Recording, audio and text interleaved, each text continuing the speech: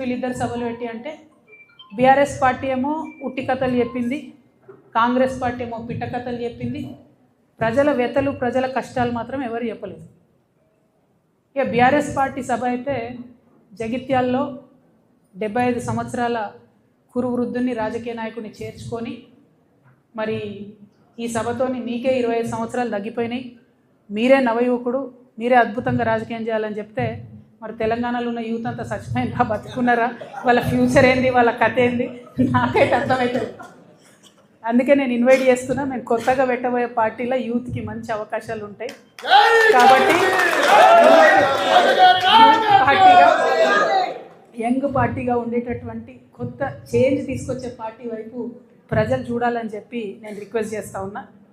At the same time మీరు BRS party పెట్టినటువంటి సభను అబ్జర్వ్ చేసినట్టయితే కేంద్ర ప్రభుత్వాన్ని పల్లెత్తు మాట అనలేదు. జాతీయ పార్టీని అని చెప్పుకునేటటువంటి పార్టీ ఇవాళ దేశవ్యాప్తంగా చర్చ అవుతున్న అంశం ఏంది? మహిళా బిల్లు, డీలిమిటేషన్. ఈ రెండిటి మీద కనీసం పల్లెత్తు మాట అనలేదు. ఆడబిడ్డలకు ఒక భరోసా ఇవ్వలేదు. రాజకీయంగా మీరు ముందుకు రావడానికి మేము నిలబడి ఉంటాం, మీకు అండగా ఉంటాం అనే భరోసా ఇవ్వలేదు. అంటే ఆ పార్టీలో ఆడబిడ్డలకు ఎప్పుడు గౌరవం ఉండదు అనుకోండి, అది వేరే విషయం. కానీ చూస్తే మందేమనుకుంటారు అనడానికన్నా కనీసం మరి మహిళా బిల్లు పోయింది, మేము జాతీయ పార్టీ, దాని మీద మాకు విధానం ఉంటుంది, దీని మీద మేము పోరాటం చేస్తామన్న మాట కూడా బీఆర్ఎస్ పార్టీ మాట్లాడకపోవడం అన్నది నిజంగా శోచనీయం. ఇదైతే ఇంకొకటి ఏంటంటే గమ్మత్తు, ప్రజల్ని బ్లేమ్ చేయడం, ప్రజల్ని తప్పుపట్టడం. మా ఓటమికి మీరే కారణం, ఇక మీరు ఓటేసిరు తప్పు దిక్కు మీరు అనుభవించండి అని ఒక పక్క ప్రజలను తప్పుపట్టడం, ఇంకొక పక్క రాజకీయ పునరేకీకరణ పేరుతోని ప్రజలను తప్పుదోవ పట్టించడం. ఎవరండి ఈ జీవన్ రెడ్డి గారు? ఆనాడు వైఎస్ రాజశేఖర రెడ్డి ఉన్నప్పుడు ఉద్యమం కోసం రాజీనామా చేసి ముందుకెళ్తే 2 సార్లు ఉద్యమ నాయకత్వం మీద పోటీ చేసిందే ఈ జీవన్ రెడ్డి గారు. పచ్చి తెలంగాణ వ్యతిరేకి. రాజశేఖర రెడ్డి ఉంటే చాలు నాకు తెలంగాణ ఎందుకన్న వ్యక్తిన.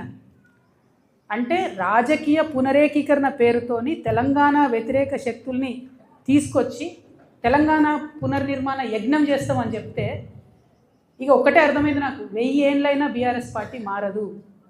తెలంగాణ ఉద్యమకారుల గురించి ఒక ఊసు లేదు, తెలంగాణ ఉద్యమకారుల గురించి ఒక మాట లేదు. కాంగ్రెస్ ప్రభుత్వం తెలంగాణ ఉద్యమకారుల్ని మోసం చేస్తూ కేకే కమిటీ వేస్తామని కాలయాపన చేస్తే ఒక్క మాట కనీసం బిచ్చమెత్తుకుంటున్నారండి ఉద్యమకారులు. రేపు భిక్షాటన చేస్తారట. అవమానం అనిపిస్తుంది, కళ్ళకి నీళ్ళు వస్తున్నాయి, దుఃఖం వస్తుంది. పిడికిలెత్తి పోరాడినటువంటి నా ఉద్యమకారుల అన్నదమ్ములు బిచ్చమెత్తుకుంటారు ఇవాళ రోడ్ల మీద. మరి ఏం పునరేకీకరణ? వైఎస్ రాజశేఖర రెడ్డి కావాలన్న వాళ్ళతో పునరేకీకరణ.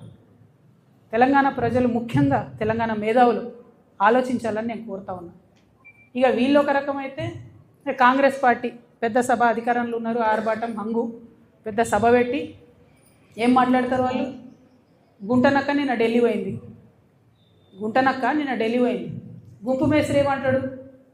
ఆ గుంటనక్క ఢిల్లీకి ఎందుకు పోయిందో నాకు తెలుసు, ఆర్ఎస్ఎస్ పెద్దల్ని కలవడానికి పోయింది, కాళేశ్వరం కేసు లేదు అవుతుంది అందుకే పోయిందండి. నాకు సంపూర్ణంగా కోర్ట్స్ మీద విశ్వాసం ఉందండి, నాకు సంపూర్ణంగా కోర్ట్స్ మీద వాళ్ళ జడ్జిమెంట్ మీద విశ్వాసం ఉంది. కానీ ఒక ముఖ్యమంత్రి స్థాయిలో ఉన్న వ్యక్తి ఈ గుంటనక్క పోయి ఆర్ఎస్ఎస్ పెద్దల్ని కలుస్తుంది అని గుంటనక్కతో డీల్ మాట్లాడుతున్నాడు. ఏమంటుండు? నువ్వు చెప్తావా, నువ్వెవరు కలిసినావో నేను చెప్పాలనా? అరే నీకు తెలిస్తే నువ్వు చెప్పాలి కదా ప్రజలకు, నువ్వు ముఖ్యమంత్రివి కదా, నీకు బాధ్యత ఉంది కదా. అట్లా కాకుండా డీల్ మాట్లాడుతున్నాడు. నీకు తెలుసా, నాకు తెలుసు నువ్వు ఎక్కడికి పోయినావో నేను చెప్తా. ఏం మాటలు ఇవి? అంటే ముఖ్యమంత్రి స్థాయిలో ఉన్నటువంటి వ్యక్తి కోర్టులలో ఉన్న తీర్పుల్ని ప్రభావితం చేయగలుగుతారు కొంతమంది అనేటటువంటి డైరెక్ట్గా మాట్లాడుతూ సంపూర్ణంగా రాజ్యాంగాన్ని, రాజ్యాంగబద్ధ సంస్థల్ని స్లైటన్ చేస్తూ ప్రజలకు ఏమాత్రం విశ్వాసం లేకుండా చేస్తున్నారు.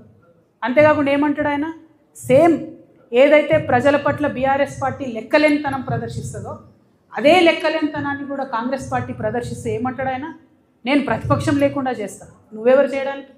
ప్రజలు కదా డిసైడ్ చేయాలి ఎవరు ప్రతిపక్షంలో ఉంటారు, ఎవరు అధికారంలో ఉంటారు, ఎవరికే పాత్ర ఉంటుంది. ప్రజలు కదా డిసైడ్ చేయాలి. వచ్చే 10 ఏళ్ళు నేనే అధికారంలో ఉంటా, 7 ఏళ్ళు ఉంటావు.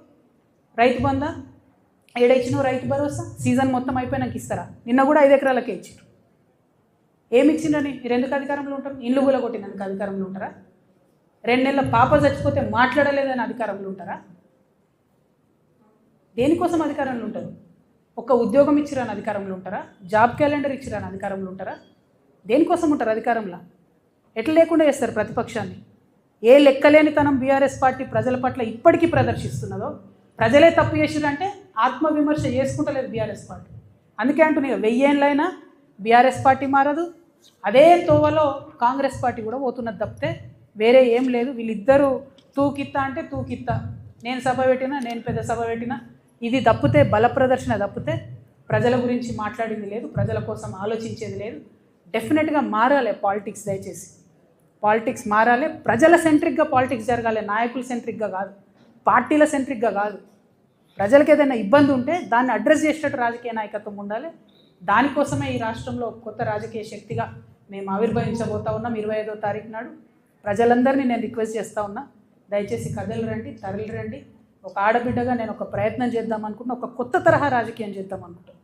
ప్రజల కష్టాలు తీరేటట్టు, ప్రాబ్లం ఉంటే ఆహా ఉందా అని అక్నాలెడ్జ్మెంట్ కాదు, పరిష్కారం కోసం వెతికేటటువంటి పోరాట పటిమతో మీ దగ్గరికి వద్దాం అనుకుంటున్నా. ఒక ఆడబిడ్డగా వస్తున్నా, ఆశీర్వదించమని కోరుతూ సభను విజయవంతం చేయవలసిందిగా జాగృతి కార్యకర్తలకు, నాయకులకు పిలుపునిస్తూ యంగ్స్టర్స్కి, స్టూడెంట్స్కి, యూత్కి ప్రత్యేకించి వెల్కమ్ చెప్తూ సెలవు తీసుకుంటున్నాను. Thank you. జై తెలంగాణ, జై జాగృతి, జై తెలంగాణ.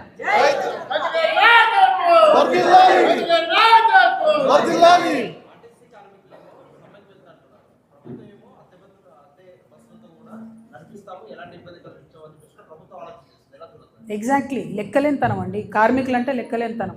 ఇవాళ జరుగుతున్నది ఏంటిది? ఆర్టీసీలో మొత్తంగా ప్రైవేట్ ఎలక్ట్రిక్ బస్సులను కొనుక్కొచ్చి, అవి కూడా కొంటలేరు, కిరాయికి తెస్తారు.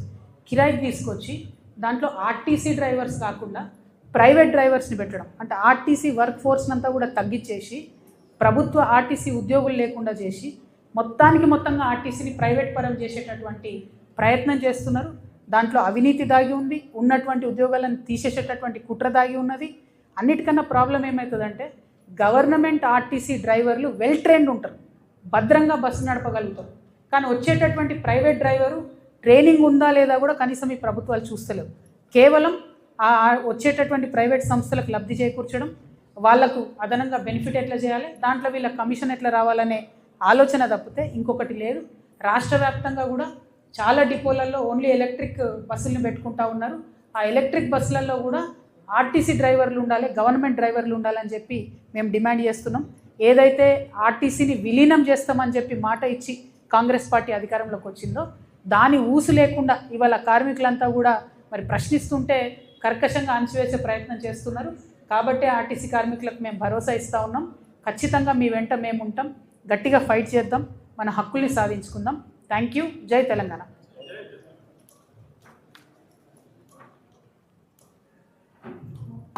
ఏమైనా పని ఉందా? అటు వెళ్ళిపోవచ్చా?